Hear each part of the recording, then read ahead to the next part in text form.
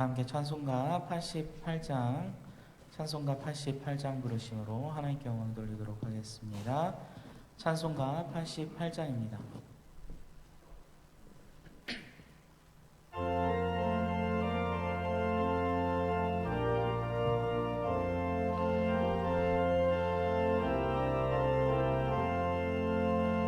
내 진정 사모하는 친구가 되시는 구주 예수님 아름다워라.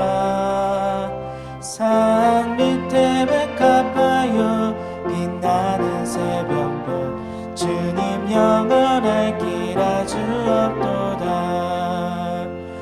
내 맘이 아플 적에 큰 위로 되시며 나 외로울 좋은 친구라. 주는 저 산 밑에 백합 빛나는 새벽별 이 땅 위에 비길 것이 없도다. 내 맘의 모든 염려 이 세상 보람도 주님 항상 같이 하여 주시고 시험을 당할 때에 악마에게 교로 즉시 물리치사 나를 지키네. 온 세상 날 버려도 주 예수 안 버려 끝까지 날 돌아보시니. 주는 저 산 밑에 백합 빛나는 새벽별 이 땅 위에 비길 것이 없도다. 내 맘을 다하여서 주님을 따르며 길이 길이 나를 사랑하리니. 물불이 두렵지 않고 장검도 겁없네. 주는 높은 산성 내 방패시라.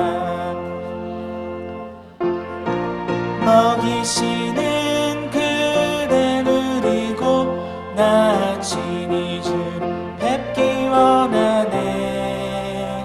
주는 저 산 밑에 백합 빛나는 새벽별 이 땅 위에 비길 것이 없도다. 3절 다시 한번 부릅니다.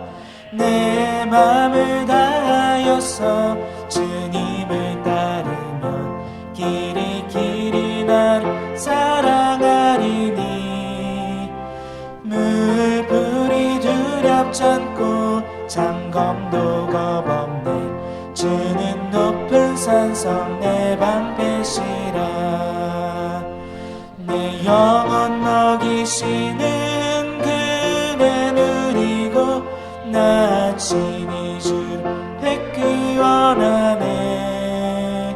주는 저 산 밑에 백합 빛나는 새벽별 이 땅 위에 비길 것이 없도다.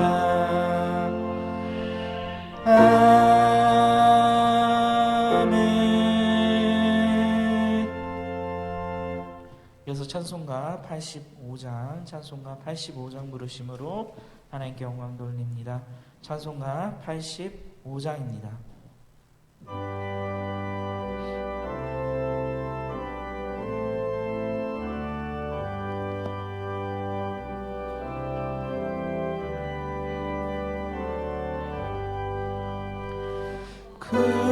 구주를 생각만 해도 이렇게 좋거든. 주 얼굴 배울 때에야 얼마나 좋으랴. 만민의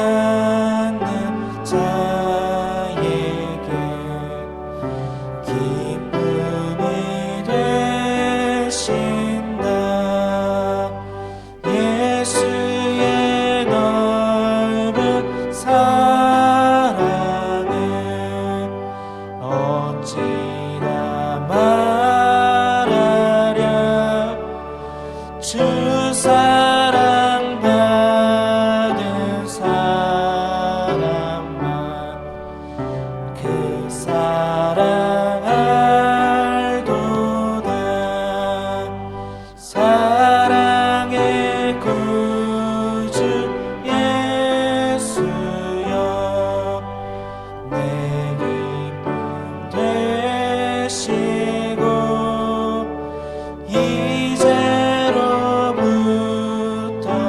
영원히 영광이 되소서. 아멘.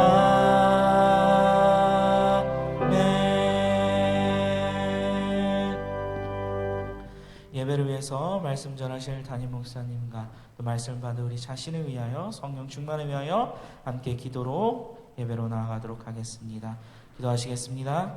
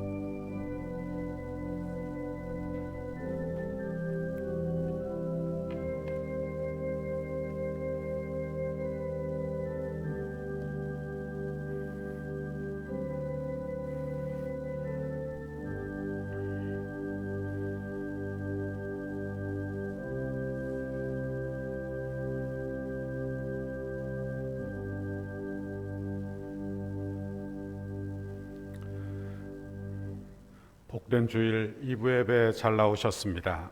하나님께서 기뻐하시고 우리에게 크신 은혜와 축복을 주실 줄 믿습니다. 이제 다 같이 일어나셔서 영과 진리로 하나님께 예배드리겠습니다.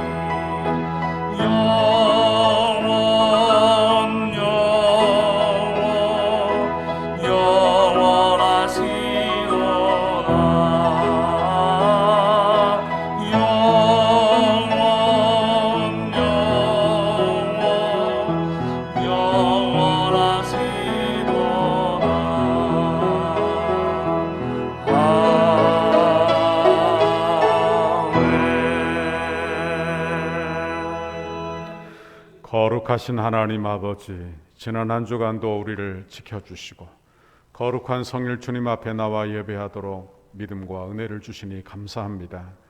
이 시간 드려지는 예배를 받으시고 영광 받아 주옵소서.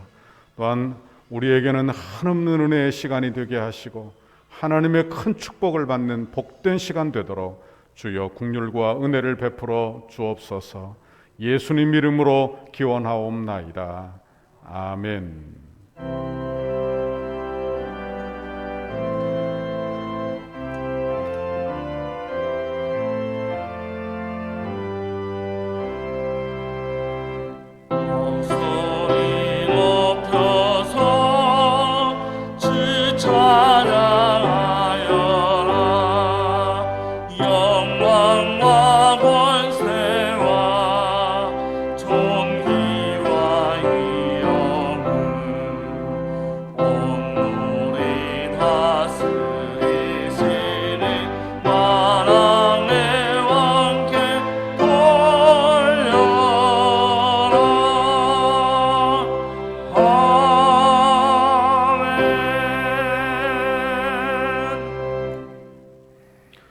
하나님이 일어나시니 원수들은 흩어지며 연기가 불려가듯이 그들을 몰아내소서.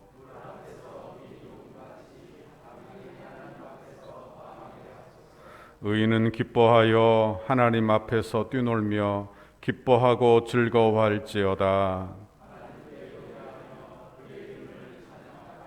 하늘을 타고 광야에 행하시던 일을 위하여 대로를 수축하라. 그의 거룩한 처소에 계신 하나님은 고아의 아버지시며 과부의 재판장이시라. 갇힌 자들은 이끌어내사 형통하게 하시느니라.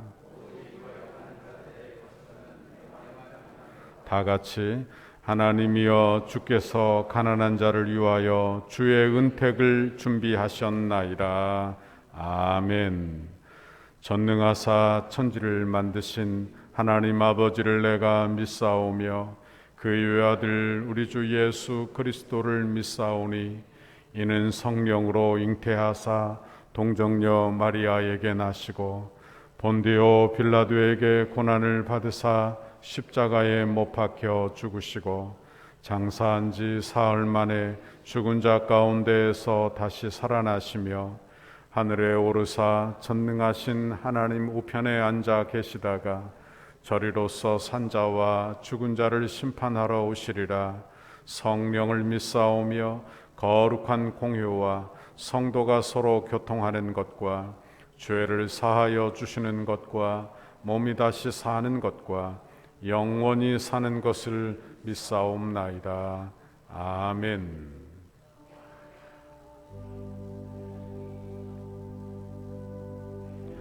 여호와께서 말씀하시되 오라 우리가 서로 변론하자. 너희의 죄가 주홍 같을지라도 눈과 같이 희어질 것이요 진홍같이 붉을지라도 양털같이 희게 되리라. 사랑과 은혜가 풍성하신 하나님 아버지, 오늘도 감히 나올 수 없는 죄인들이 주의 공로 의지하여 주님의 존전에 나왔습니다. 우리의 허물과 죄를 예수의 이름으로 아뢰면 그의 피로 씻어주실 줄 알아 오늘도 참회 기도를 드립니다. 주님은 우리를 사랑하시고 우리의 필요를 늘 공급하시건만 깨닫지 못하고 하나님을 신뢰하고 살지 못하였습니다. 주님이 지켜주시고 함께해 주시마 약속하시지만 늘 의심하고 두려워하는 삶을 살았습니다. 사랑하며 살라고 십자가의 그 큰 사랑과 국률로 함께 하시지만 우리는 사랑을 외면하고 시기와 미움의 마음으로 살았습니다. 하나님은 모든 것을 공급하시며 범사에 감사하라 하시지만 감사를 모르고 오히려 원망 불평하며 살았습니다. 하나님을 생각하고 하나님을 기쁘시게 할 선한 마음으로 살기를 바라시지만 나는 하나님을 사랑하지 않고 세상을 사랑하고 육체의 정욕을 사랑하며 살았습니다. 오 주님, 이 시간 성령께서 깨닫게 하시는 잘못과 진실한 마음으로 참여할 때 성령의 은혜를 내려 주옵소서. 오늘 이 시간 주님의 밝은 빛으로 우리를 비추사 깊숙이 숨겨져 있는 죄악과 잘못을 아뢰오니 용서하사 주의 보혈로 정결케 씻어 성령으로 새롭게 하여 주옵소서. 이 시간 하나님 앞에서 자신만이 아는 죄를 조용히 고백하도록 하겠습니다. 아버지 감사합니다. 아버지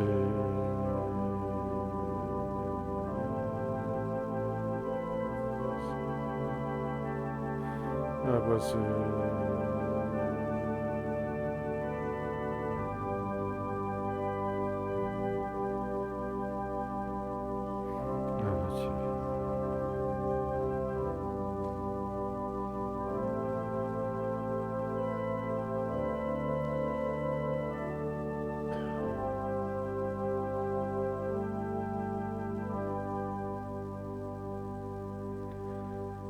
그러므로 이제 그리스도 예수 안에 있는 자에게는 결코 정죄함이 없나니 이는 그리스도 예수 안에 있는 생명의 성령의 법이 죄와 사망의 법에서 너를 해방하였음이라.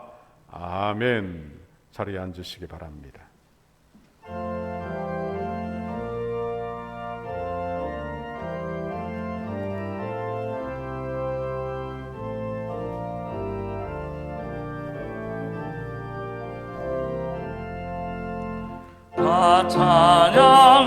찬양하여라 전능과 창조의 주께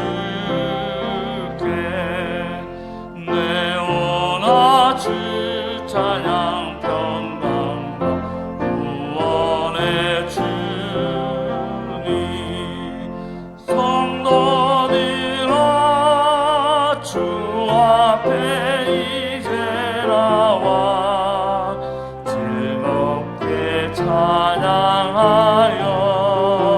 찬양하여라 다 찬양하여라 놀라운 만유의 주께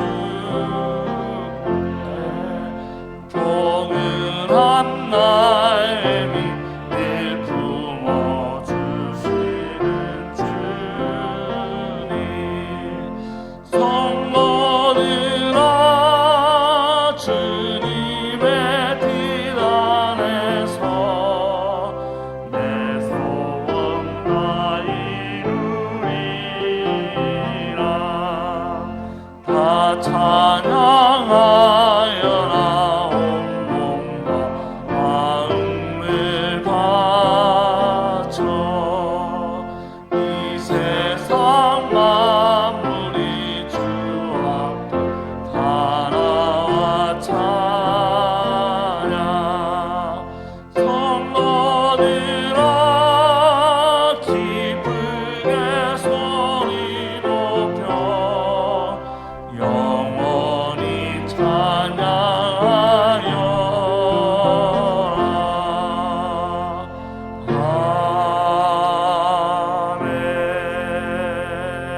아멘. 사랑과 은혜가 풍성하신 하나님 아버지, 지난 한 주간도 저희들을 지켜주시고 거룩한 주일을 맞이하여서 주님 전에 이렇게 불러주심을 감사합니다. 한 주간을 돌아보는데 넘어지거나 아파한 적도 많았습니다. 그러나 주님의 긍휼하심과 보호하심으로 이곳에 다시 와서서 이곳에 인도하셔서 회복하게 하시니 참으로 감사합니다. 이 시간 주님께 드리는 이 예배가 우리의 온 몸과 뜻과 정성을 다해 드리는 영과 진리로 드리는 참 예배 되게 하시고 주님 홀로 영광 받아 주옵소서. 코로나로 어려운 상황일지라도 우리의 믿음이 땅에 떨어지지 아니하도록 지켜주시고 말씀 생활과 기도 생활을 게을리지 않도록 지켜주옵소서. 하나님의 뜻을 아는 비결을 깨달아 거룩하게 살게 하시고 서로 사랑하게 하시며 하나님의 영광을 드러나게 하옵소서. 선한 일을 하며 많은 사람들이 구원받을 수 있도록 복음을 전하며 기도하며 나아가는 저희들 되겠습니다. 우리 덕수교회를 한없이 사랑하시는 하나님 아버지, 성전 건축을 순적하게 진행되게 하시니 감사합니다. 성전 건축을 통해 다음 세대를 포함한 우리 모두의 믿음의 영적 성전이 더욱 굳건하게 세워지게 하여 주옵소서. 성전 건축을 통해서 새 성전에서 누릴 크나큰 영광을 소망하게 하시고 주님의 뜻대로 주님의 방향대로 은혜로운 성전 건축이 되기를 소망합니다. 불꽃 기도회에 많은 성도들이 동참하게 하셔서 서로 간에 기도 제목을 나누며 함께 깨어 기도하고 10월 캠페인 말씀의 내 안에 캠페인을 통해서 주님의 말씀을 암송하며 사랑방 성도들이 말씀과 동행하게 하시고 주님 안에서 사랑의 교제를 나누게 하여 주옵소서. 다음 세대를 사랑하시는 하나님 아버지, 다음 세대와 주일학교 예배를 위해 기도합니다. 이를 위해 수고하고 애쓰시는 우리 담당 교육자분들과 교사 선생님들이 성령 충만케 하셔서 맡고 있는 다음 세대 한 영혼 모든 영혼들이 다 돌아오게 하여 주옵소서. 주일학교가 주님께 영광 돌려주기를 간절히 소망합니다. 새 성전에 이 땅에 있을 때 주일학교 교육관이 차고 넘치게 하여 주옵소서. 주님 나라 확장을 위해 주파송된 김보연, 최누리, 박병환 선교사님과 협력 파송된 선교사님들의 가정과 사역 위에 함께하여 주옵소서. 건강을 지켜주시고 돕는 손길을 붙여서서 참으로 어려운 상황일지라도 성령 충만케 하옵시고 뿌리고 있는 복음의 씨앗들이 열매 맺을 수 있도록 주님 동행하여 주옵소서. 늘 우리에게 은혜의 말씀을 대언하신 담임 목사님, 우리 덕소교회와 각 가정과 다음 세대와 세계를 품고 기도하고 계시는데 늘 강건케 하시고 성전 건축을 포함한 모든 사역을 넉넉히 감당케 하여 주옵소서. 우리 대한민국뿐만 아니라 세계 열방에 선한 영향력을 흘려버리는 귀한 영적 지도자 되게 하여 주옵소서. 오늘 또 선포되어지는 말씀을 사모하고 기대합니다. 말씀을 통해 은혜와 평강이 흘러넘치게 하시고 낙담하거나 상한 영혼들이 있다면 불꽃 같은 소망이 되게 하여 주옵시고 성도님들과 각 가정마다의 기도 제목이 응답되어지게 하여 주옵소서. 우리 가정들이 감사와 찬양이 넘치는 믿음의 가정들 되게 하여 주시고 기쁠 때에도 힘들 때에도 언제 어디서나 하나님만 바라보는 우리 모두들 되게 하여 주옵소서. 이 모든 기도가 주님께 영광 돌려지길 바라며 우리를 구원하신 우리 주 예수 그리스도의 이름으로 간절히 기도드립니다. 아멘.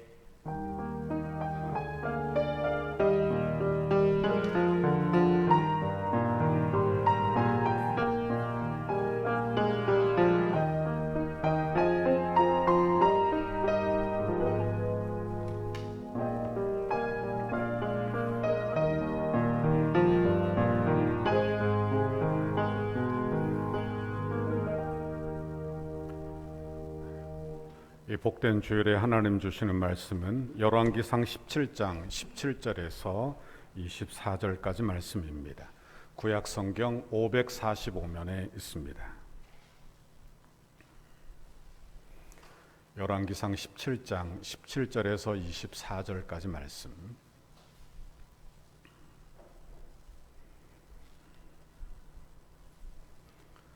다 찾으신 줄 알고 제가 봉독해 올립니다.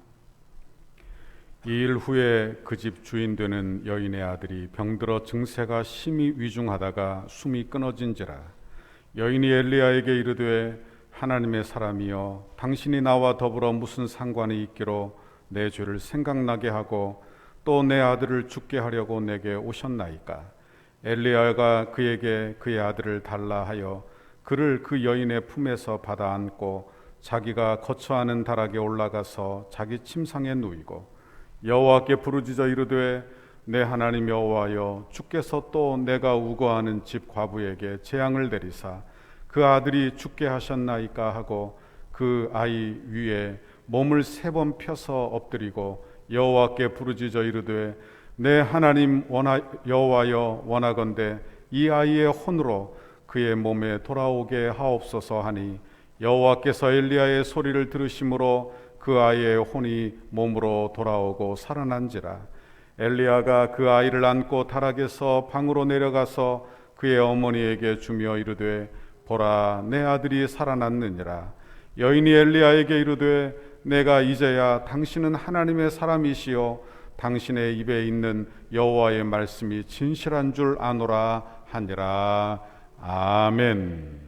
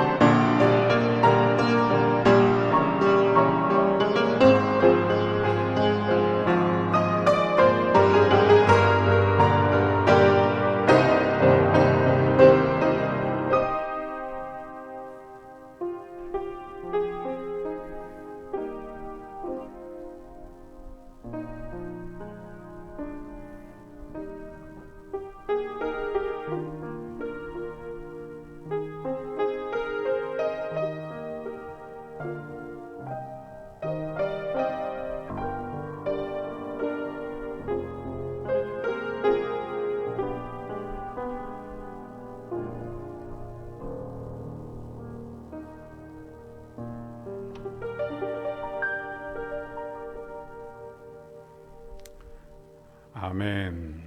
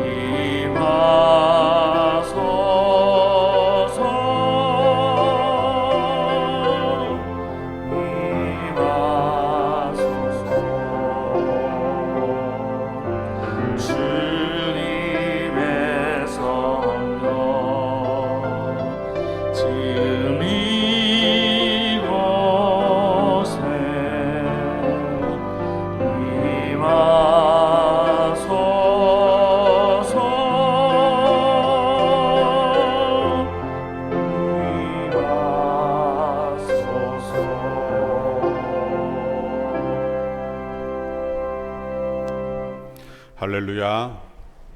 오늘도 하나님께서 우리 모두에게 하나님의 은혜와 공유를 풍성하게 부어주시기를 바랍니다. 오늘 우리가 봉독한 이 말씀을 가지고 위기의 시대에 빛나는 믿음의 제목으로 말씀의 은혜를 같이 나누겠습니다. 따라합시다. 위기의 시대에 빛나는 믿음. 위기의 시대에 빛나는 믿음. 우리는 인생을 살다 보면 위기를 꼭 만나게 됩니다. 또 우리가 살고 있는 이 시대, 지금 참 위기의 시대다, 그런 생각을 절로 하게 되는 그런 시대입니다. 질병뿐만이 아니라 우리가 당면하고 있는 정치적 상황, 시대적 상황, 경제적인 어려움, 이 모든 걸 통틀어 보면 참 어려운 시대가 되었구나 하는 생각을 해보게 됩니다. 무엇보다도 이렇게 코로나로, 질병으로 주님 전에 나오지 못하고 성도들이 기도하지 못하니까 점점 열심을 잃어가 영적인 위기 가운데 또한 있다, 그렇게 생각을 해보게 되는 것입니다. 여러분, 그러나 이 위기의 순간이 우리의 믿음을 떠나보내는 시간이 아니라 오히려 이 위기의 순간이 우리의 믿음을 내보이게 되는 그런 좋은 기회가 저와 여러분에게 임하시기를 바랍니다. 작은 불꽃, 그건 대낮에 존재감이 그렇게 많이 나타나지 않아요. 그러나 깜깜한 밤이면 작은 촛불이라도 멀리서 볼 수 있게 되는 그런 존재감이 있게 된다, 그런 말씀입니다. 이렇게 어려운 시대에, 어둠이 가득한 시대에 저와 여러분이 믿음의 말을 하고 믿음의 행위를 하고, 그래서 하나님이 기뻐하시는 이 세상을 밝히는 저와 여러분의 신앙생활이 다 될 수 있기를 간절히 바랍니다. 오늘 본문에 나오는 엘리야가 살던 이 시대는 시대적으로 아주 암울하고 우울하고 위기의 시대예요. 그 당시 북이스라엘 왕국은 여로보암 왕으로 시작해서 그리고 그 이후에 5 왕이 오기까지 아주 악한 일이 반복되고 있는 것입니다. 그러니까 하나님을 떠나 범죄하고 우상을 섬기는 일들을 계속하고 있는 거예요. 그 다음에 왕이 된 사람 아합 왕인데, 이 왕은 정말 최악의 왕이 되는 것입니다. 열왕기상 16장 30절에 보면 오므리의 아들 아합이 그 이전의 모든 사람보다 여호와 보시기에 악을 더욱 행하여, 어떻게 했다고요? 이전의 사람 5 사람보다 더욱더 악을 행하여 더욱더 악한 왕이 되는 거예요. 어떻게 악한 왕이 되었느냐? 그는 바알을 섬기는 시돈 땅 옛바알의 딸 이세벨과 결혼을 합니다. 그리고 바알을 위하여 신당을 짓는 거예요. 그러니까 바야흐로 이제 이스라엘이 우상 숭배를 공식적으로 선언하는 그런 때가 되었다. 여러분, 이 시대에 열왕기상 18장 4절 이하에 보니까 이세벨은 여호와의 선지자를 다 잡아 죽이게 되는 것입니다. 그러니 얼마나 암울한 시기예요. 얼마나 암울한 시기. 그런데 하나님이 이 악한 아합 왕을 그냥 보고 있을 리가 없는 것입니다.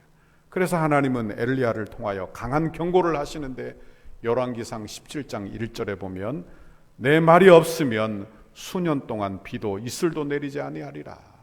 그리하여 몇 년간 비가 오지 않느냐? 3년 동안 아주 지독한 가뭄에 시달리게 되는 것입니다.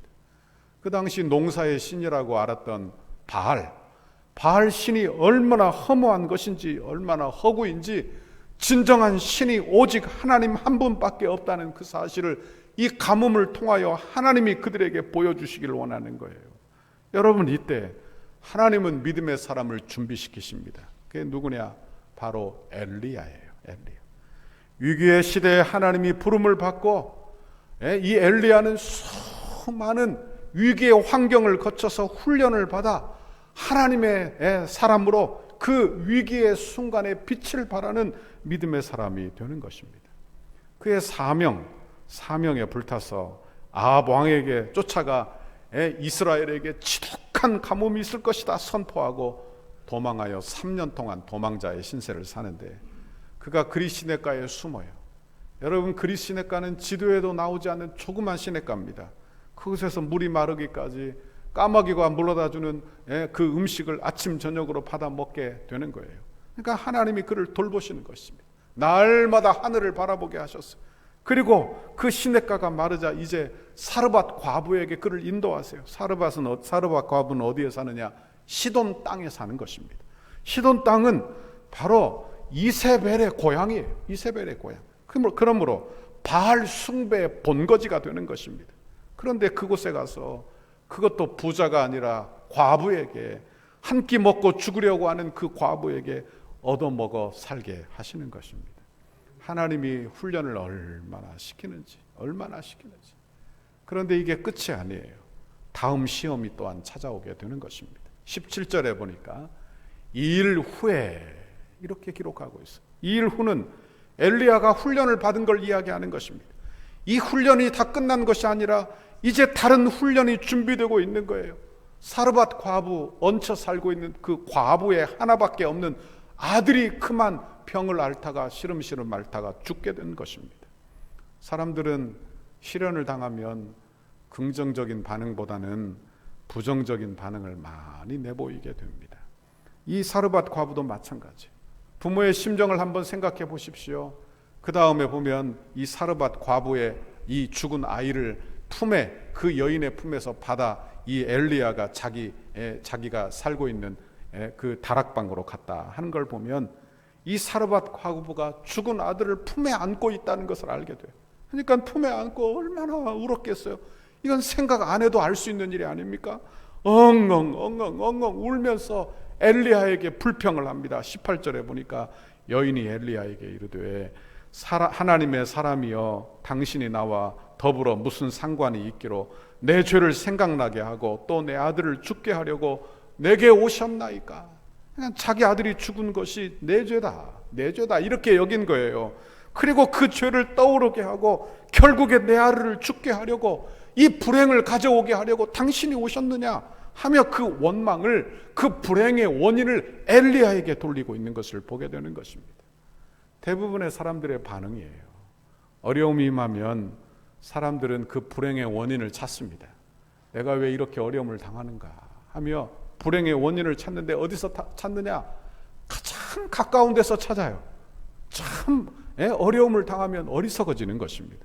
그냥 가까운 데서 찾아서 사람을 탓하고 비난하고 원망하고 상처 입고, 여러분 이런 일들이 반복되는 것을 보게 되는 거예요. 여러분 보십시오.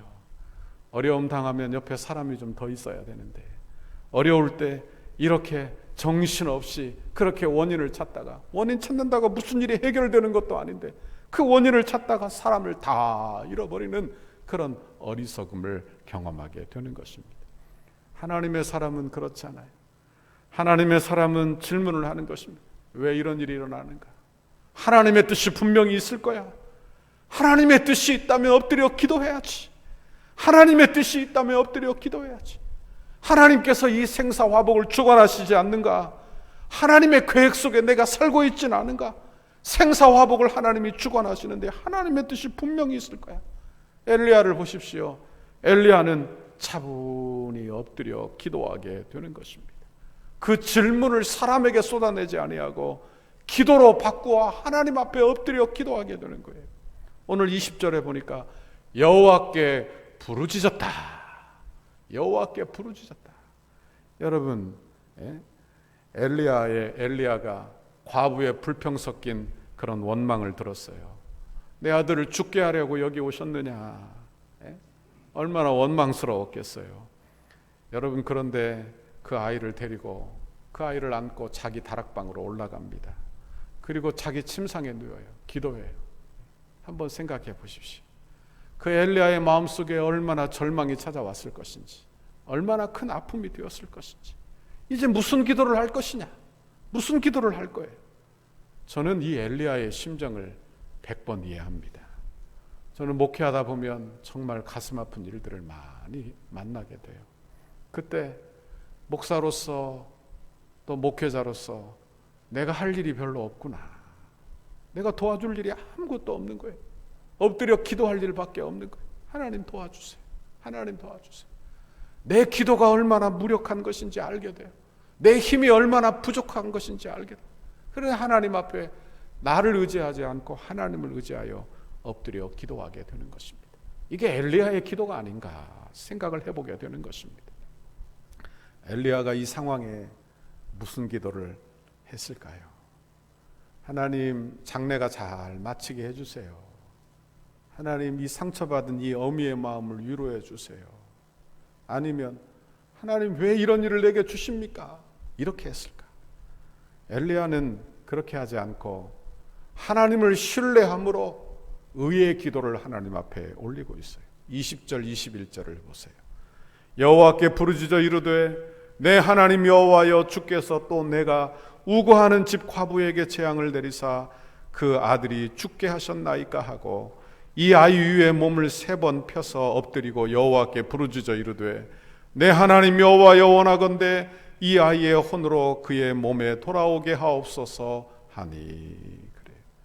엘리야의 기도는 3가지로 하고 있어요. 첫 번째는 자신의 기도에 응답해 주실 것을 간구합니다. 나의 하나님 여호와여, 나의 하나님 여호와여, 자기의 하나님 여호와.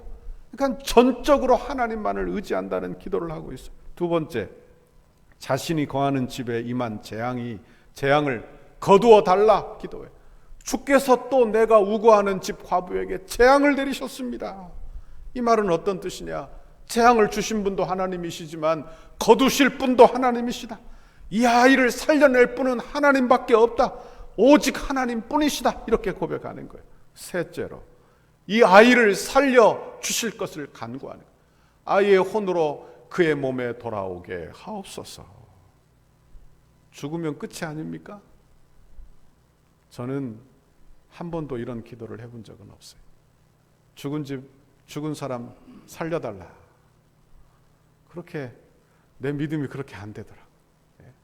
정말 가슴 아픈 곳에 가서도, 정말 가슴 아픈 곳에 가서도. 왜? 죽으면 끝이라고 생각하니까. 죽으면 끝이잖아요. 누가 도와줄 수 있어요? 부모가 도와줄 수 있습니까? 형제가 도와줄 수 있어요? 누가 도와줄 수 있겠어요? 그런데 이 엘리야가 이 위기의 순간에 자기의 이성의 한계를 뛰어넘는 전에 경험하지 못했던 아주 다른 기도를 하나님 앞에 드리고 있는 거예요. 여러분, 우리의 기도가 어떤 때 보면 내 이성의 한계, 내 생각의 한계에 갇혀 있지 않나요? 하나님을 내 이성의 한계에 가둬두고 계시지는 않는지. 기도가 근본적으로 무엇입니까? 기도는요, 내 힘으로 안 되니까 하나님의 은혜를 구하는 게 기도예요. 그게 기도예요. 내가 할 수 있는 것을 더 잘하게 해달라고 간구하는 게 아니라 나는 할 수 없어. 은혜가 아니면 안 돼. 그러니 전능하신 하나님을 바라보는 게 기도 아니에요. 기도 아니에요. 그런데 우리는 그 기도를 잃어버리고 살 때가 참으로 많다. 지금 편안할 때는 이런 기도를 드릴 수가 없어요. 편안하고 아무 일 없을 때는 그저 내 이성의 한계에 맞춰서 기도하고 응답받고 좋고. 그런데 위기의 순간에 어떤 기도를 배우게 되느냐? 내 이성의 한계를 뛰어넘는 기도를 배우게 되고 응답을 경험하게 되는 거예요. 이런 기도를 하게 되는 거예요. 여러분, 이 기도는요, 은혜가 아니면 안 된다는 기도입니다. 하나님이 도와주지 않으시면 안 된다는 기도예요. 여러분 원하기는 저와 여러분에게도 위기의 순간에 하나님 앞에 이런 기도, 내 이성의 한계를 뛰어넘는 오직 전능하신 하나님만 붙드는 기도, 이 기도가 여러분의 기도 될 수 있기를 바랍니다. 믿음의 사람은 위기의 순간에 질문을 사람들에게 쏟아내지 않습니다. 그 질문을 가지고 하나님께 나갑니다. 하나님 도와주세요. 하나님 앞에 부르짖는데 그 모든 일의 책임이 내 것이다 생각하고 하나님 앞에 부르짖는 것. 교회에 어려움이 생기면 그게 다 내 책임인 것처럼, 내가 잘못한 것처럼, 내 죄인 것처럼 하나님 앞에 부르짖어 기도하는 것. 책임을 통감하며 기도하는 거예요. 그러니까 이 기도의 자리, 이 위기의 순간은 어찌 보면 큰 영적 싸움이 일어나는 곳이다, 그렇게 생각되는 것입니다. 어떤 영적 싸움? 위기의 순간에 내가 누구를 바라볼 것이냐, 내가 누구를 신뢰할 것이냐의 싸움이에요. 시선을 어디에 두느냐의 싸움이에요. 그러니까 사람을 바라보고 원망거리를 찾아 불평하고 비난할 것이냐, 아니면 내 질문을 하나님께 쏟아내고 하나님을 신뢰하고 붙잡을 것이냐. 이것이 바로 우리의 영적 싸움이라 하는 것입니다. 우리는 영적 싸움에서 내 시선을 하나님께 고정하는 것을 늘 배우시기를 바랍니다. 하나님께 그 시선을 고정시키는 법을 배워 늘 하나님만 바라보는 저와 여러분의 신앙생활이 되기를 바랍니다. 이 엘리야의 기도는요, 좀 특이해요. 여기 보니까 자기의 아이를 자기의 침상에 누이고 자기 몸을 펴서 아이의 몸에 폈다. 그러니까 아이의 몸에 굽으려 그 엎드려 간구하는 걸 이야기하는 거예요. 우리는 이 엘리야의 기도를 보면서 나도 이 기도를 따라해야 되겠다, 그렇게 여기기보다는 이 엘리야의 이 기도의 방식이 효과가 있다, 이렇게 생각하기보다는 이 기도의 방식이, 이 기도가 얼마나 다급하고 그리고 그 간구가 얼마나 간절했는지를 생각해야 되는 거예요. 그러니까 엘리야가 그 아이의 몸과 엎드려 합하여 어떻게 기도하느냐, 이 아이가 마치 내가 죽은 것처럼, 이 아이의 아픔이 바로 내 아픔인 것처럼, 그 아이의 부모의 마음이 바로 내 아픔인 것처럼 그렇게 하나님 앞에 간구하고 기도하는 거예요. 하나님, 이 아이를 좀 살려주십시오. 하나님, 이 아이를 살려주십시오. 그렇게 간구하는 것입니다. 그리고 하나님께서 그 엘리야의 기도를 즉시 응답해 주세요. 22절 23절 여호와께서 엘리야의 소리를 들으심으로 그 아이의 혼이 몸으로 돌아오고 살아난지라. 엘리야가 그 아이를 안고 다락에서 방으로 내려가서 그 아이의 어머니에게 주며 이르되 보라, 내 아들이 살아났느니라. 얼마나 좋았을까요? 얼마나 좋았을까요? 여러분, 기도 응답 받아도 얼마나 좋은데, 죽은 내 아들이 살아났다, 내 기도의 제목이 금방 응답이 되었다, 얼마나 좋아요. 여러분, 이 좋은 걸 뒤로하고 우리가 두 가지 사실을 우리가 먼저 묵상해야 합니다. 첫째는 성도에게는 절대 절망이 없다는 사실이에요. 절대 절망이 없다. 그러니까 고난을 당하면 그 고난의 순간에 내 손으로 할 수 없는 일이 벌어지지요. 내가 대처할 수 없는 상황이 되면 무슨 생각을 하게 되느냐? 절대 절망을 하게 되는 것입니다. 아주 절망하는 상황에 빠지게 되는 거예요. 여러분, 그러나 이것은 성급한 결론이에요. 그것을 인생을 살다 보면 알지 않습니까? 어떻게 알게 되느냐?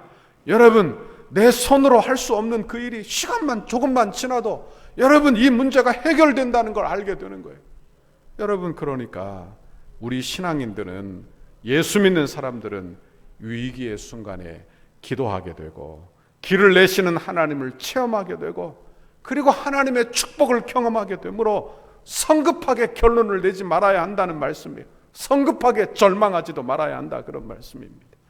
여러분, 그러므로 여러분에게 어떤 위기가 있든지 이것이 끝이다, 끝났다, 이렇게 생각하지 않기를 간절히 바랍니다. 그렇게 생각하지 말아야 하는 거예요. 하나님, 이 고난의 이 위기에는 하나님의 계획이 있다, 하나님의 섭리가 있다, 하나님의 도우심이 있을 거야, 하나님이 합력하여 선을 이루실 거야. 내게는 어려운 일이지만 하나님의 선한 뜻이 거기에 숨어 있을 거야. 이렇게 믿기를 간절히 바랍니다. 그 믿음으로 하나님 앞에 엎드려 기도의 끈을 놓지 말고 간구하고 기도하기를 바라는 것입니다. 둘째로 묵상할 것은, 이런 믿음은 평상시의 신앙의 경험과 연단을 통해서 키워진다는 점입니다. 그러니까 엘리야가 이런 기도는 하루아침에 할 수 있는 기도가 아니라는 이야기. 어떻게 감히 죽은 아이를 살려달라고 기도하겠어요? 여러분, 그런데 이 기도는 어떻게 생겨났느냐? 엘리야가 그리 시냇가에서 숨어 까마귀를 통하여 하나님의 도우심을 늘 받았어요. 하나님의 공급하심을 늘 받았어요. 생사화복을 주관하시는 하나님을 경험하게 되었어요. 사르밧 과부에게 갔을 때에도 한 끼 먹고 죽을 것밖에 없는 그 사람에게 붙어 살게 하시는데 하나님이 늘 공급하시는 거예요. 가루가 떨어지지 아니하고 기름도 떨어지지 않게 하시는 거예요. 은혜로 살게 하시는 거예요. 그리고 그가 깨닫는 것입니다. 이 위기에는 목적이 있구나. 하나님이 나를 깨닫게 하시는구나. 전능하신 하나님을 바라보게 하시는구나. 생사화복이 하나님의 손에 달려 있다는 걸 알게 하시는 거예요. 여러분 잘 보십시오. 신앙생활은요, 갑자기 큰 믿음 되는 법이 없습니다. 여러분 갑자기 순교하는 믿음이 떡하니 생기는 게 아니라 그런 말씀이에요.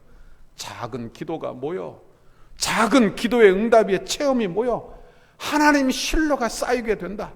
그리고 큰 순종을 하게 된다는 말씀이에요. 그러니까 작은 것이 쌓여 큰 것이 된다. 작은 것이 쌓여서 큰 것이 된다. 이 말은 반대로도 할 수 있죠. 반대로. 작은 것이 무너지면 큰 산도 무너진다. 이렇게 말할 수도 있겠죠. 그러니까 우리의 신앙생활을 우리가 감당하는 중에 작은 게 무너지기 시작하는 거예요. 기도 생활이 무너지고 예배 생활이 무너지고 하나하나 무너지기 시작하면 결국에 내가 믿음 없는 사람이 될 수도 있다. 이 사실을 이야기하는 거예요. 그러니까 이 정도는 괜찮지.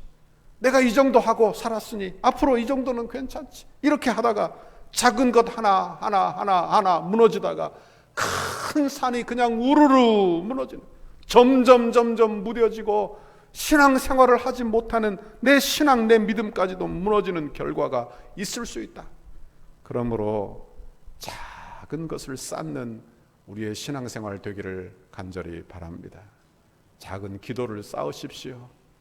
여러분 작은 응답을 바라십시오. 그리고 작은 헌신을 하십시오.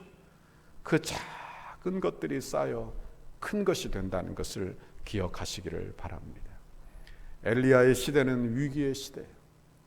가장 어두운 시대, 최악의 시대. 공식적으로 이스라엘이 하나님을 섬기는 것이 아니라 공식적으로 우상을 섬기는 시대. 하나님의 선지자들을 다 잡아 죽이는 그런 어두움의 시대예요. 그런데 이 시대에 하나님이 그 시대를 밝히려고 하나님의 사람을 준비하고 계시는 거예요. 어떻게 준비하시느냐? 이제 18장에 가면 바알과 아세라 선지자 850대 1로 싸워요. 그리고 하나님이 3년간 멈췄던 비를 내리게 하시는 거예요. 그러니까 이 담력을 어떻게 얻게 하시느냐? 그리 시냇가를 통해서, 사르밧 과부의 일을 통해서, 죽은 자를 살리는 것을 통해서 담력을 얻게 하는 거예요. 점점 담력을 얻게 하는 거예요. 점점 담대하게 하시는 거예요. 점점 큰 사람으로 세워주시는 거예요. 여러분 하나님이 어떻게 이루고 계시는지를 잘 보십시오. 여러분의 인생도 한번 보세요. 내가 직분을 감당하기까지 하나님이 얼마나 열심히 나를 돕고 계셨는지, 하나님의 은혜가 얼마나 차곡차곡 쌓여가고 있었는지 한번 생각해 보시라. 그런데요, 하나님의 은혜에는 항상 사명이 따라간다는 것을 기억하시기를 바랍니다. 그러니까 하나님이 그에게 은혜를 주시고, 그리고 기적을 경험하게 하시고 축복을 경험하게 하시면 그 은혜가 항상 사명으로 연결이 있다. 그러니까 목적이 있다는 거예요. 하나님이 그냥 은혜 주는 법이 없다는 거예요. 그러니까 하나님께서 은혜 주어 하나님의 능력을 체험하게 해요. 하나님의 능력을 체험하여 믿음의 담력을 얻게 하신 후에 하나님께서 시키시는 일이 있다. 하나님이 시키시는 일이 있다는 거예요. 여러분이 코로나 시대에도 위기의 시대입니다. 그렇죠? 교회적으로, 개인적으로 위기예요. 그러나 하나님께서 여러분에게 은혜 주신다면, 여러분이 은혜를 구한다면 그 은혜에 사명이 있다는 것을 기억해야 하는 것입니다. 우리 교회도 건축하고 있습니다. 어려운데.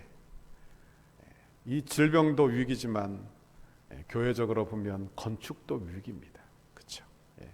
건축하니까 감당하기 싫은 사람들은 뭐 교회를 떠나기도 하고 그렇죠. 그렇죠? 자기가 감당해주기 어려우니까. 그렇죠? 여러분 그런데 보십시오. 보십시오. 위기지만 하나님께서 우리에게 순적한 은혜를 계속해서 우리에게 부어주고 계시는 거예요. 계속해서 부어주고 계세요. 그러니까 하나님의 은혜, 얼마나 큰 하나님의 은혜를 우리 교회가 받고 있는지 모르는 것입니다. 그렇죠? 그런데 은혜에는 뭐가 있다고요? 은혜는 뭐가 있다고요? 은혜를 그저 주는 법이 없다고. 그렇죠? 여러분이 하나님께 기도해. 하나님, 내 자녀가 잘 되게 해주세요. 하나님 건강을 주세요. 하나님 내 사업이 잘 되게 해주세요. 내가 부하게 해주세요. 그럼 하나님이 은혜를 막 부어줘. 그러면 그 은혜에는 뭐가 있다는 걸 기억하라고요? 사명이 있다는 걸 기억하라. 사명이 있다는 걸. 하나님이 은혜를 주시는 목적이 있다는 걸 기억하라. 그러니까 우리가 기도할 때 꼭 기억해야 될 것, 하나님 은혜만 주세요, 잘 되게만 해주세요, 축복만 주세요, 이렇게 구할 것이 아니라 은혜 받아 사명을 감당하게 해주십시오. 은혜 받아 사명을 감당하게 해주십시오. 우리 교회도요, 이제 성전 건축 끝나면 이제 기도 끝났다 이렇게 할 게 아니라 하나님이 은혜 주었어요. 하나님의 은혜를 흡족하게 부어주었으니 하나님 사명 감당하게 해주세요. 교회적으로 사명을 감당하게 해주세요. 다음 세대를 세우게 해주세요. 하나님 우리 교회가 이 지역의 구원의 방주되게 해주세요. 하나님 우리 교회가 해야 될 일들을 발견하게 해주세요. 그렇게 기도해야 마땅하지 않겠습니까? 그죠? 여러분이 기도 응답 받았다면 우리는 마땅히 은혜에 대한 사명을 질문해 보아야 한다는 말씀입니다. 이 죽은 아들이 살아나자 이 어미가 이렇게 반응을 해요. 24절에 여인이 엘리야에게 이르되 내가 이제야 당신은 하나님의 사람이시요 당신의 입에 있는 여호와의 말씀이 진실한 줄 아노라 하니라. 그래요. 여러분 죽음 앞에 다 넘어집니다. 다 넘어져. 여러분 위기의 순간이 오면 다 두려워 숨습니다. 어떻게 할 길이 없으니까요. 그러나 이 위기의 순간에 빛나는 사람이 있어요. 이 어둠의 시대에 빛나는 사람은 믿음의 사람인 줄 믿습니다. 믿음을 가지고 말하는 사람, 믿음을 가지고 행하는 사람, 믿음을 가지고 기도하는 사람, 믿음을 가지고 사는 사람, 믿음을 가지고 계획하는 사람, 그 사람은 어둠의 시대에 빛나는 사람이에요. 빛을 발하는 사람이에요. 세상을 밝히는 사람이 되는 거예요. 여러분 원하기는 여러분이 어둠에 매몰되지 아니하고 이 어둠을 밝히는 빛된 사명을 감당하기 위하여 내 작은 믿음이지만 그 믿음으로 행하고 사는 여러분의 신앙생활 다 되기를 간절히 바랍니다. 이 위기의 순간에 빛을 발하자 하나님의 증거를 얻게 돼요. 여기 하나님의 살아계심의 증거를 얻게 돼요. 엘리야는 17장 1절에 이렇게 말합니다. 길르앗에 우거하는 자 중에 디셉 사람 엘리야. 길르앗에 우거하는 자 중에 디셉 사람 엘리야. 그를 하나님이 어떻게 만드시느냐? 그를 믿음으로 행하고 살 때, 위기의 순간에 믿음으로 대처하고 살 때, 당신은 하나님의 사람이요, 당신의 입에 있는 하나님의 말씀이 다 진실합니다. 다 진실합니다. 이런 고백을 주변으로부터 듣게 하시는 거예요. 억지로 한 게 아니라 내가 믿음으로 살면 그렇게 하신다는 거예요. 여러분 그러므로 위기의 순간에 여러분 한숨만 쉬지 않기를 간절히 바랍니다. 오히려 엎드려 기도하시기를 바랍니다. 내 삶의 위기입니까? 내 인생의 위기입니까? 그럼 원망할 대상 찾고 시간 낭비하지 말고요, 오히려 기도하십시오. 기도하세요. 기도하여 하나님의 기적을 경험하는 것입니다. 열왕기하 20장에 보면 히스기야 죽음의 절망 앞에 기도하는 거예요. 여러분 죽음의 절망 앞에, 죽을 병 걸리면 다 기도하는 게 아닙니다. 기도의 훈련이 되어야 기도하는 거예요. 기도의 훈련이 되어야 기도하는, 평소에 기도하던 사람이 위기의 순간에 기도하는 거예요. 여러분 그러므로 저와 여러분도 작은 기도를 매일매일 쌓아가는, 그래서 위기의 순간에 믿음의 반응을 할 줄 아는 그런 믿음의 사람이 저와 여러분 모두가 되실 수 있기를 간절히 바랍니다. 하나님은 지금도 우리를 통하여 하나님의 하나님 되심을 드러내시기를 기뻐하십니다. 그게 언제냐? 위기의 순간이에요. 내가 어려울 때 하나님 앞에 한계를 뛰어넘는 기도를 하게 되고, 그리고 전화위복을 경험하게 되고, 살아계신 하나님을 증거하게 되고, 이 위기의 시대에 여러분 내 작은 믿음이 드러나 하나님의 사람으로 빛이 발하게 되고, 그래서 그 믿음으로 사는 것이 드러날 때 이 세상이, 어둠의 세상이, 어둠으로 가득한 이 세상이 빛이 비치게 된다. 그런 말씀. 빛이 비치게 된다. 다른 사람들은 다 원망하고 다 불평해도 믿는 사람만은 감사하고, 믿는 사람만은 감사하고, 여러분 그렇게 빛의 역할을 감당하고 사는 저와 여러분의 신앙생활이 다 되실 수 있기를 간절히 바랍니다. 밤이 어두울수록 빛은 더 찬란하게 빛나는 법입니다. 그렇죠? 빛의 존재감은 더 확실히 드러나기 마련이다. 그러므로 어둠의 시대라는 말은 성도가 믿음으로 살 시대다. 예? 성도를 믿음으로 부르고 있는 시대다. 그런 말씀이에요. 여러분 중에 위기 가운데 있는 분들이 계십니까? 큰일 났다. 내 인생 참 큰일 났다. 그렇게 생각되는 분들이 계시면 그 위기를 기도하는 기회로 바꾸시기를 바랍니다. 절망하지 말고 오히려 쉽게 포기하지 말고 오히려 결론 내지 말고 다 기도하는 기회로 삼고 기도를 배우는 기회로 삼고 겸손을 배우는 기회로 삼고 회개를 배우고 순종을 배우는 기회를 삼으시기를 바랍니다. 엘리야를 보세요. 하나님이 그에게 왜 위기를 주어 코너로 죽이신 게 아니에요. 그를 연단하여 체험하게 하시고 그 영적인 체험을 바탕으로 어두움의 시대를 밝히는 사람으로 그 목적 있는 은혜를 그에게 주셨다는 거예요. 원하기는 저와 여러분에게도 이런 은혜를 주시기를 간절히 바랍니다. 저와 여러분이 이 어두움의 세상에 어두움에 빛이 되시기를 간절히 바랍니다. 작은 걸 시작하는 것, 작은 것. 기도하기를 시작하십시오. 믿음의 말을 하기를 시작하십시오. 믿음의 행동을 하기 시작하십시오. 그러면 나도 모르는 사이에 내가 그렇게 되려고 한 게 아닌데 나도 모르는 사이에 주변에서 증거를 얻게 될 것이요. 그리고 빛의 사명을 감당하게 될 것입니다. 이런 믿음의 성숙을 이루어내는 저와 여러분의 이번 한 주간이 되시기를 주님의 이름으로 축원합니다. 기도하겠습니다.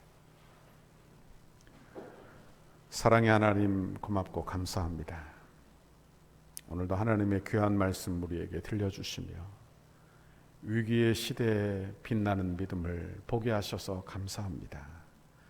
하나님 위기의 시대지만 이 시대에 하나님 내 믿음이 빛나도록 늘 기도하는 사람 되도록 하나님 작은 기도의 응답과 체험을 쌓는 사람이 되도록 그래서 위기의 순간에 빛을 발하는 사람이 되도록 주여 긍휼과 은혜를 베풀어 주옵소서. 우리 교회가 이런 교회 되게 하옵소서. 감사합니다. 예수님 이름으로 기도하옵나이다. 아멘.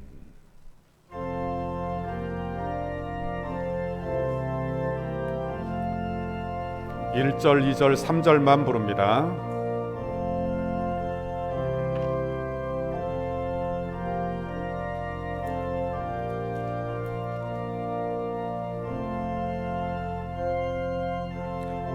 (1절) 2절 4절 부르겠습니다.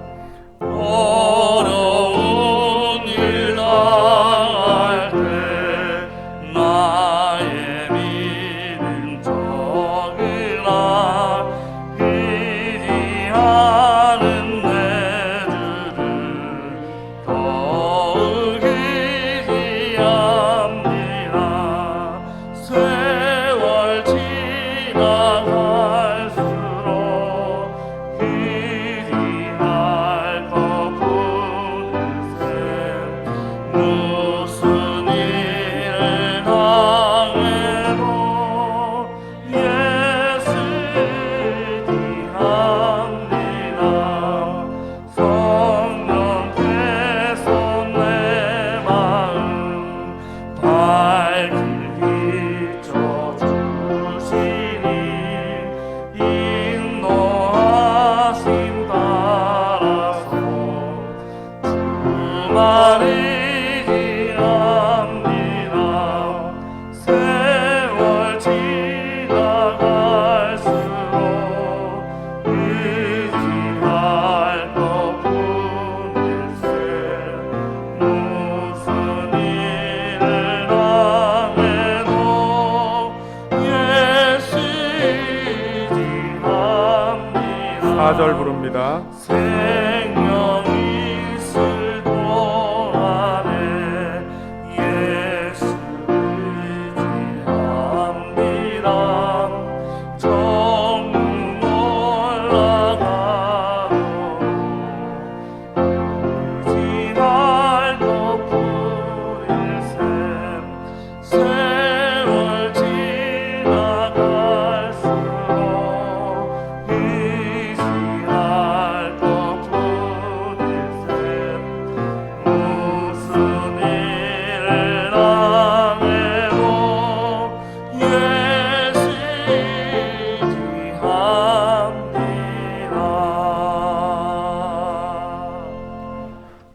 기도하겠습니다. 하나님 아버지 감사합니다.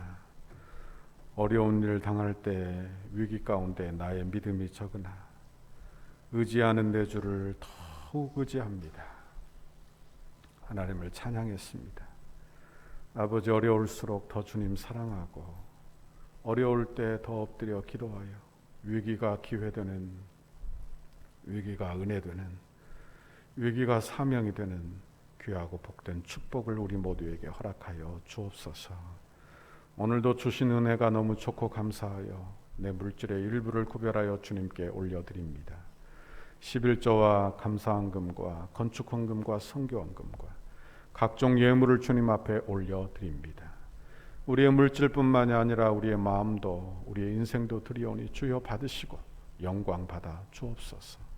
또한 주의 백성들이 이 땅에서 물질에만 매여 살지 않게 하시고 나누어 주고 섬기며 선한 일 마음껏 감당하도록 풍성한 복을 주시고 넉넉한 마음을 주시고 넉넉한 믿음을 주님 늘 허락하여 주옵소서. 이렇게 어려운 때에 우리 성도들의 직장을 지켜주세요. 가정을 지켜주세요. 사업을 지켜주세요. 하나님 지켜주시고 도와주셔서 하나님 지혜로, 하나님 주시는 지혜로 잘 감당하여 어려움이 변하여 복이 되는 귀하고 복된 축복을 경험하게 하옵소서. 건강과 어려움을 위하여 기도하는 가정 찾아가 주시고 예배하는 중에 근심 걱정 어둠의 세력은 물러가게 하시고 암덩어리는 떨어져 나가게 하시고 우울증과 불면증은 사라지게 하시고 하나님 주시는 은혜가 임하고 축복이 임하여 건강하고 복된 이번 한 주간 되게 하옵소서. 하나님 이 땅의 악한 질병이 속히 떠나가기를 원합니다. 하나님 질병이 떠나가고 우리 온 성도들이 두려움 없이 주님 전에 나와 예배하도록 은혜와 긍휼을 주님 베풀어 주시고 이번 한 주간도 눈동자처럼 지켜 주옵소서. 예수님 이름으로 기도하옵나이다. 아멘.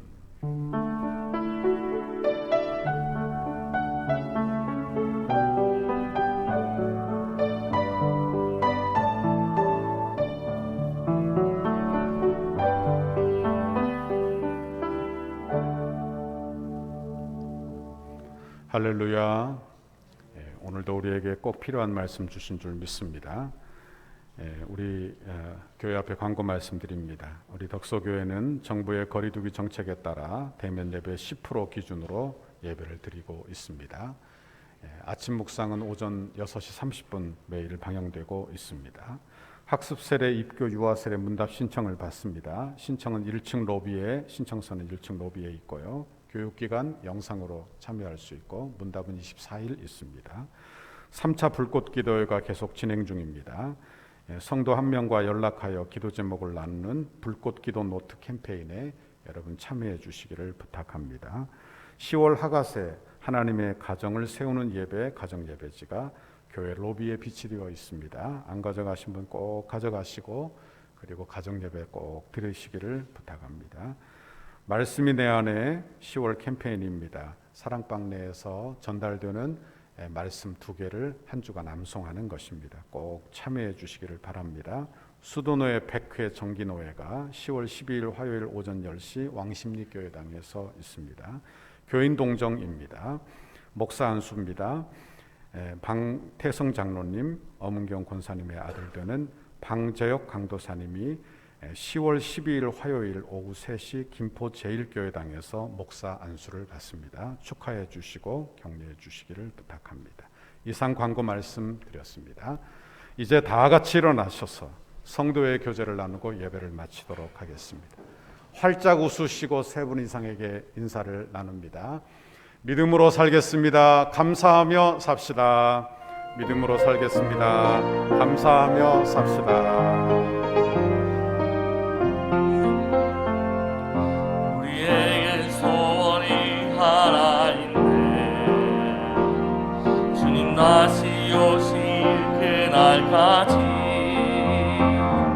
우리 가슴에 새긴 주의 십자가 사랑 주의 교회를 사랑케 하네. 주의 교회를 향한 우리 마음 희생과 포기와 가난 가고나 마음며 중도자 우리 막 막을 수 없네. 주의 교회는 이 땅에 임하. 교회를 교회되게, 예배 예배되게 우릴 사용하소서. 진정한 품의 날 오늘 임하도록 우릴 사용하소서. 성령 안에 예배하리라. 신실한 마음으로 사랑으로 사역하리라. 교회는 생명이니 교회를 교회되게, 예배 예배되게 우릴 사용하소서. 진정한 품의 날 오늘 임하도록 우릴 사용하소서. 우릴 사용하소서.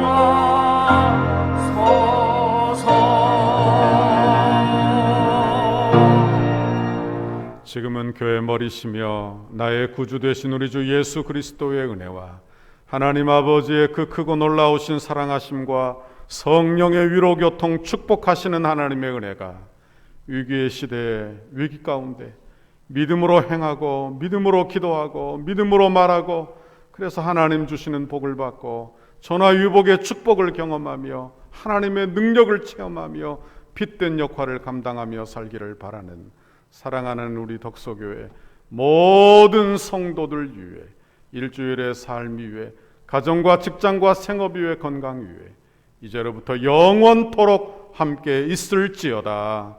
아멘.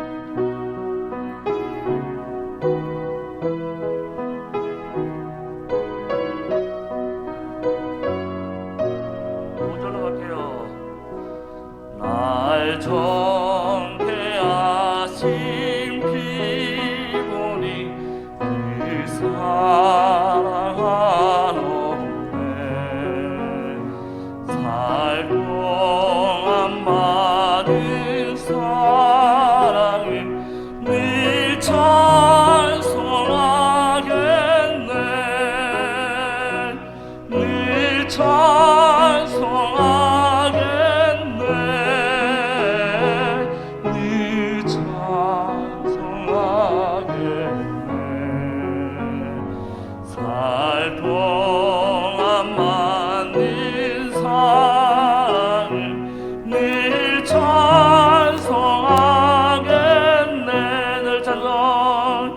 늘 찬송하겠네. 늘 찬송하겠네. 살 동안 많은 사랑 늘 찬송하겠네. 늘 찬송 한 번만 더 끝에만 늘 찬송하겠네.